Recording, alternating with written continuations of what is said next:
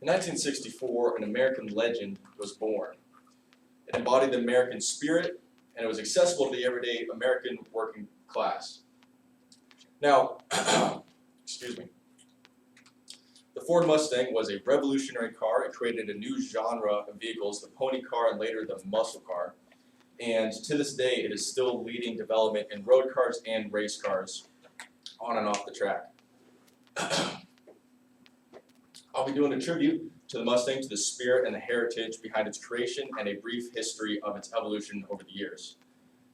Now, in the 1960s, sports cars were very new and a very European concept. Racing was kind of a new idea, and it took expensive race teams for car manufacturers to even make sports cars. So they took the companies like Porsche and Ferrari would take technology out of their race cars and put them into sports cars.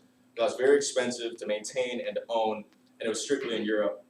So it was very, very expensive for anybody in the United States to even own a sports car. So there was a very large market for that, but completely untapped. At the same time in the 60s, Ford had just released a new car that completely flopped, the Ford Edsel, and they were in big economic trouble, so they needed something to save the brand, and they wanted a huge release.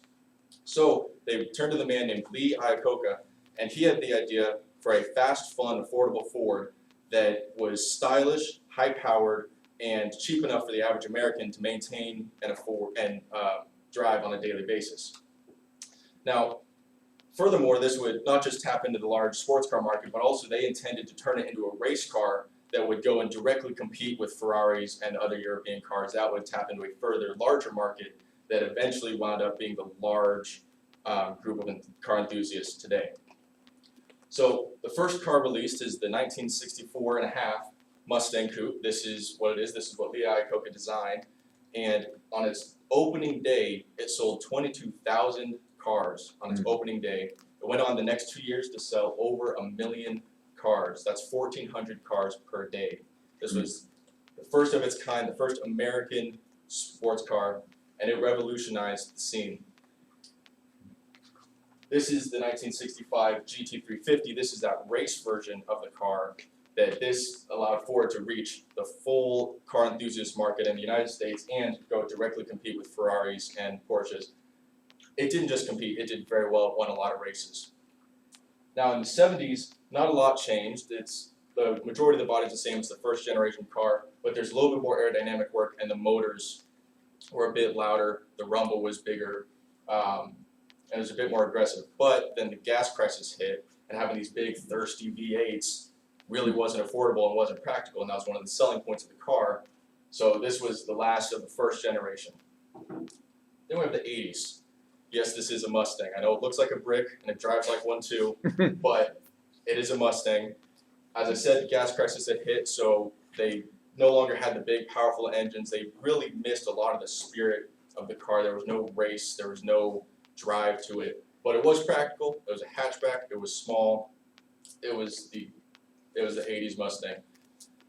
Next, we have the 90s. It started to attempt to return to its original roots of being sportier and more aerodynamic, but it looks nothing like the original, and it still really lacked the power. And then in 2005, Ford had a brilliant idea to release the retro-styled Mustang, and that's this. It looks far more like the original, and that was hugely popular. It was a very successful car, and they had the big, powerful, rumbling V8s in it again. And finally, we have the current generation Mustang, which is a modern twist on that retro styling with mean, aggressive eyes and European styling. And they took more technology out of race cars into the handling, so it's not just a fast, fun car, but it also drives really well. This is the first Mustang to go into a global market and reach the European crowds. Now, in conclusion, the spirit of the Mustang is really rooted in bringing the power to the people, making it accessible to the average American so that we can have that freedom and the fun of driving that otherwise had been exclusive to the high-end European dealers.